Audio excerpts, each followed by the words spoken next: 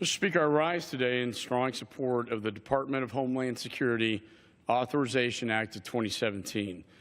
Mr. Speaker, the American people are reminded about the threats facing our country on a daily basis. When they turn on the TV or pick up the newspaper, they learn about the latest terror attack or plot, foreign governments engaged in cyber warfare, and drug smugglers and human traffickers relentlessly trying to creep across our border and infect our neighborhoods. Our adversaries are determined and agile. They wish to strike our homeland and disrupt our way of life. They are constantly calling for new attacks to be carried out against Americans with any weapons they have available.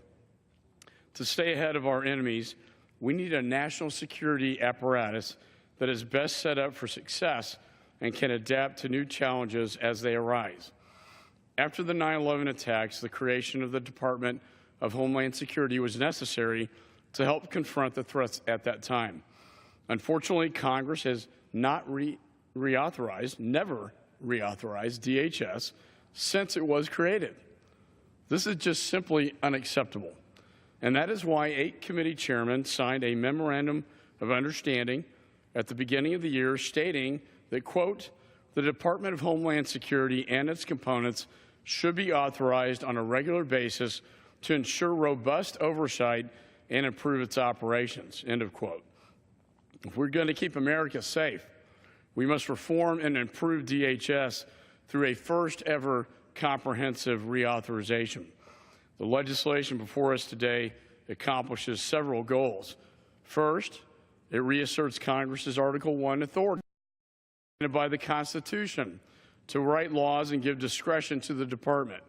Congress has abdicated its role and responsibility in providing comprehensive legislation direction since 2002 and has ceded power to the executive branch. This legislation will fix that. Second, it creates efficiencies by eliminating, consolidating, and streamlining programs and offices. With dangers gathering and the terrorist threat evolving, we need the most nimble DHS possible for the Secretary to lead and carry out the Department's vital mission. Third, this bill protects American taxpayers by making DHS more accountable. Through new cost efficiency efforts, we will be able to provide the funds necessary to keep our country safe while identifying and eliminating government waste. Fourth, our legislation will support our frontline defenders and first responders. This bill will provide the tools and training needed to defeat emerging threats through important grant programs, while also allowing DHS to better focus on recruiting and training a qualified workforce. Finally, it improves America's security. Specifically, this reauthorization will strengthen the Department's ability to deny terrorist entry into the United States, ensure that federal agencies meet readiness standards to respond to terror attacks and natural disasters, expand TSA's use of explosive detection technology, and bolster security at last points of departure. It will also modernize and replace outdated Coast Guard vessels. It will prioritize investigations of cross-border crimes, including human trafficking, cyber, and drug smuggling. These are necessary measures that we as Congress must take to fight back against the array of ever-changing threats. This legislation is a common sense and bipartisan bill that is long overdue. It also enjoys strong backing from the administration.